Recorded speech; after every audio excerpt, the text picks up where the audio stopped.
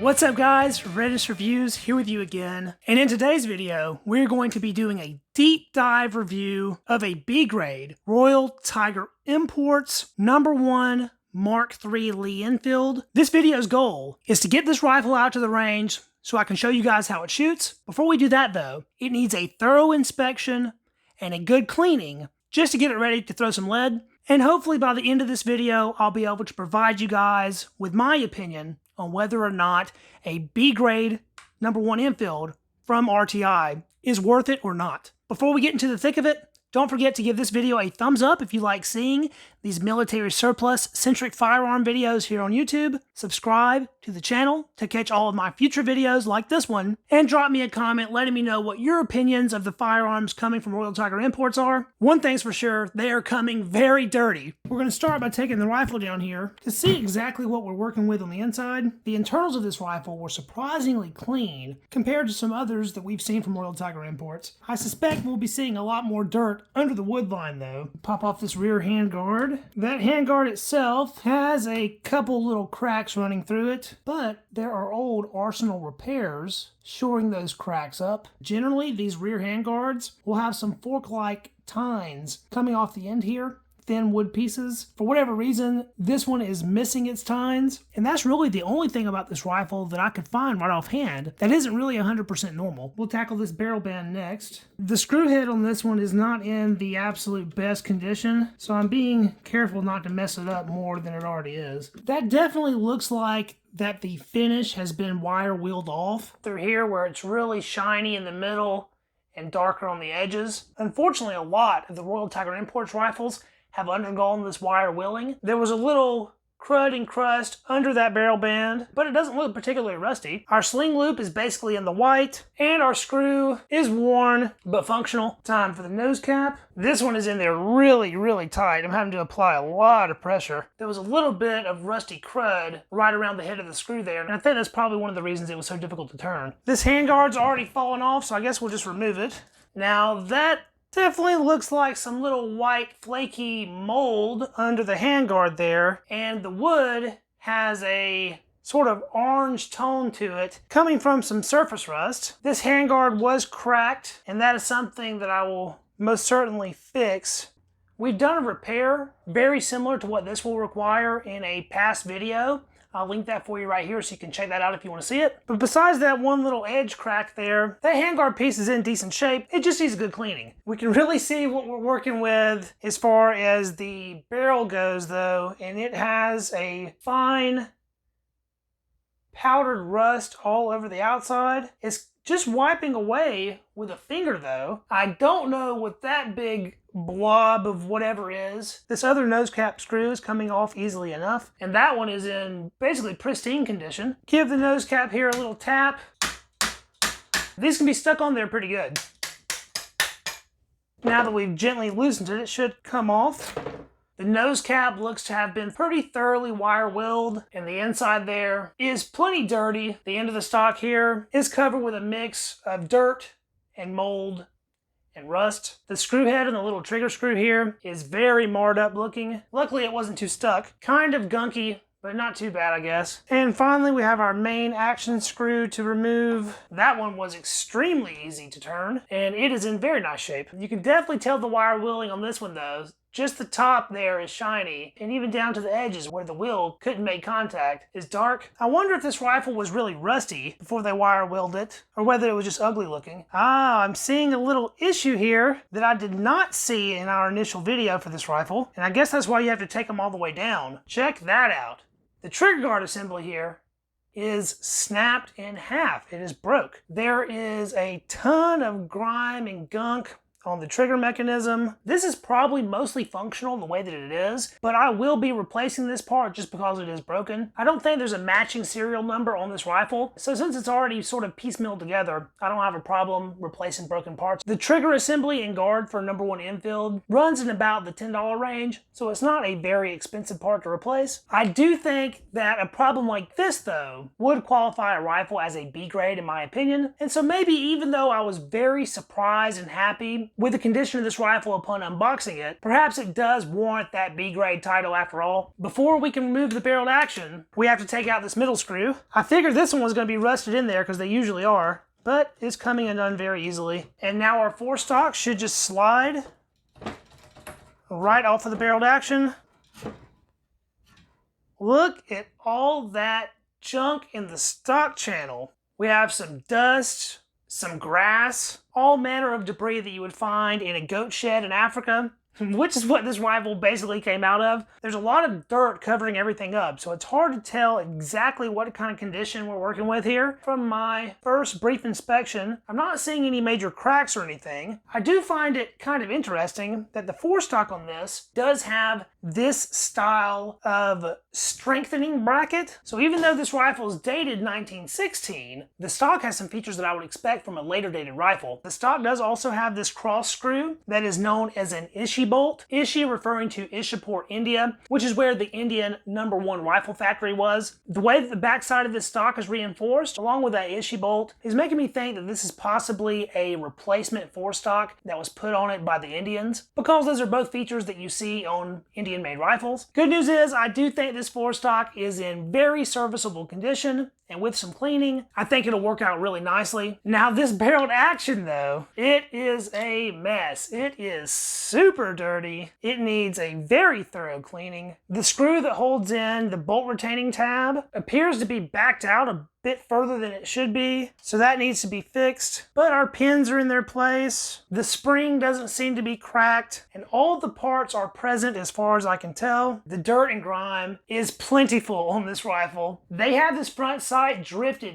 very far to the right, so I'm hoping that it's properly zeroed. We'll find out when we do get it out to the range. Just handling that barreled action, you can really tell how dirty it truly is. This rifle is going to require some restoration work to really make it as pretty as it deserves to be. That restoration will be for a different video though. In this one, the focus is getting it ready for the range. So we'll continue prepping it for a very quick and dirty cleaning. Take this bolt head off. The bolt head itself is marked with an M and a little crown mark. There's our extractor and extractor spring, and that has good spring tension. So nothing wrong with that as long as our head space is good. Remove the cocking piece screw here. And then we'll take our Enfield bolt disassembly tool to take our firing pin out. If you have any number of Enfield rifles in your collection, having one of these is super useful because you really can't pull that bolt all the way apart without one. Stick that in and it locks into place, and then you just spin until you feel the spring tension release, and then your firing pin and spring comes right out, and the cocking piece falls free. This firing pin has some oil on it, which appears to be more of a rusty slurry than anything, but the actual striking piece itself looks like it's in decent shape, and this spring appears to be in very good condition actually, so that'll probably work no problem. For my initial cleaning here, I'm not going to worry about removing the buttstock. I will most certainly be doing that when I go in for the full restoration of this rifle. We're going to keep things super simple for the cleanup of this barreled action. Now it is super crusty, so we have to get a little bit aggressive, but we're not doing anything fancy. Literally just hot water from the sink, some Dawn dishwashing liquid. If it's good enough for the ducks, it's good enough for my gun, and a nice coarse nylon brush. I'm turning on the tap and letting the water get literally as hot as it can.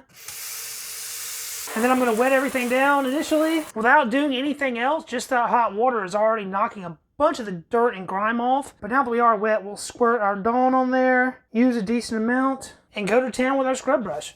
This isn't going to do anything for correcting rust, but what it will do is remove all that surface crud and give us a really good idea of what we're really working with. I'm not even taking the trigger spring and magazine release spring out. I'm just going to do my best to clean around it. This coarse brush is not going to get into all the nooks and crannies that well. So as you'll see here in a minute, we're going to switch to a toothbrush for the small spots. People sleep on soap and water for gun cleaning, but it literally is one of the best techniques you can use. It's cheap and very effective. You just have to make sure that after you clean it, that everything is properly dried and oiled so you don't run into future rust issues. We're finally getting a decent lather going here. Time to rinse. It's pretty important to use really hot water for this. Believe it or not, it makes a big difference in how quickly the water evaporates. Check that out. We are looking worlds better. We can actually see the import stamp, IO Incorporated. Still need to do some work down here on the end of the barrel though. Get the front sight real good because that area was pretty dirty and we don't want crud obscuring our side picture. After just a minute or two of cleaning, we are left with a very handsome barreled action. I don't see any pitting whatsoever, so maybe we'll be able to get away with doing a little less restoration than I thought. This gun really does seem to be cleaning up nicely. We still have the problem area of the sear assembly here. It's still pretty dirty. For that, we will utilize a heavily worn toothbrush and some more of our dishwashing liquid. Now, I certainly could have taken all this down and put these small parts in the ultrasonic along with our other small components. But today, I'm literally just trying to get this rifle ready to go out to the range tomorrow. And so time is of the essence. I'm doing what I deem the minimum to do a little shooting. We really want to focus on the inside of the receiver here and clean that feed ramp and the inside of the chamber. Having those properly cleaned can greatly affect the shooting performance in terms of function. And that looks good enough to shoot to me. Gonna give everything a quick dry with this towel. Next, we'll give that a blast of compressed air just to complete that drying process.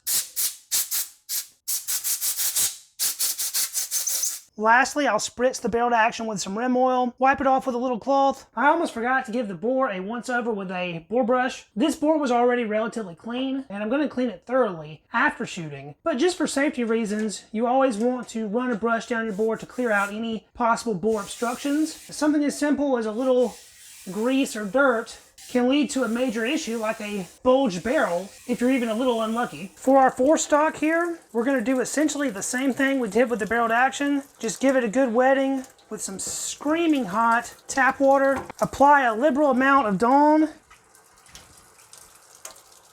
and get back to work with our toothbrush on the inside of the stock channel. This step certainly isn't necessary with most firearms, but this one was so completely dirty on the inside that I couldn't really see any way around it. And just like that, the vast majority of our dirt and grime is no more. We can actually see a little bit of wood grain now. This might end up being a pretty darn good looking rifle when the whole thing's done. And then this is gonna need a good 6 to 8 hours probably to completely dry. My ultrasonic is pretty small, so I'll have to do this in a couple batches probably, but all the small pieces are going in here. I like doing mine with a little bit of cleaning solution, so I do have some soap in here. I have it on the highest time setting, and I'll let that run at least twice per batch. After I'm done ultrasonic cleaning, I'll wipe everything off with a towel once again. Any pieces that need additional drying or have small parts, I'll hit them with the compressed air, spritz them with some rim oil, and then we're getting this rifle back together.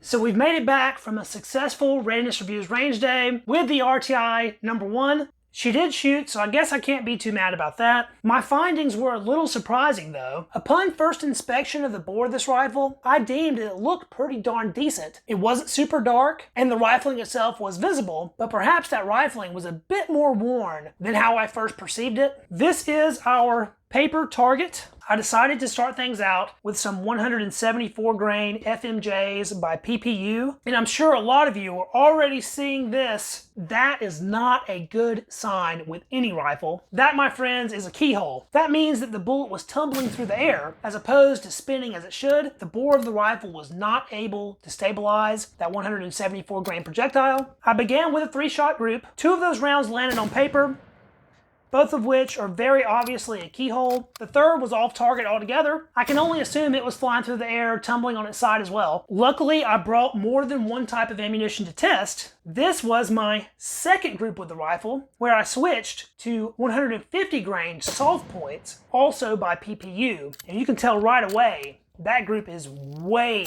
better. We were shooting at a distance of about 45 yards. These targets that I have drawn are pretty small, and my eyes are not the best. So for me, this is darn good shooting. It's high and to the right, but that's about the best group I could have hoped for. And these are nice round punches through the cardboard there, so the bullets were stabilized at that distance. Since the 150 grains were not keyholing, I thought maybe fouling the bore a little bit, tighten things up, and perhaps the 174s wouldn't keyhole. So I put my dad on the rifle, and we had him shoot a couple shots with those 174s again. Of those 2 shots, only 1 landed on paper, and once again, it keyholed. So for whatever reason, this rifle does not like the 174 grains. In the future, I'll bring out some 180 grain projectiles and see how it does with those. The 150s seem to be doing just fine though. I did a little more shooting with some 150s over here, but the group is abysmal, and I'm pretty sure that's all on me. The rifle is at least capable of that kind of group. It's very important whenever firing a new rifle for the first time to do a good inspection of the brass to see if anything is funny there. The brass this rifle was spitting out looked really good. It wasn't deformed in any particular way, and the primers didn't look weird. They weren't bulged or cracked. That leads me to the conclusion that the headspace on the rifle is pretty much dead on for what it should be, and that's certainly a good thing. Earlier in the video, I mentioned that this front sight is drifted very far to the right, and with all the shooting we did with the rifle,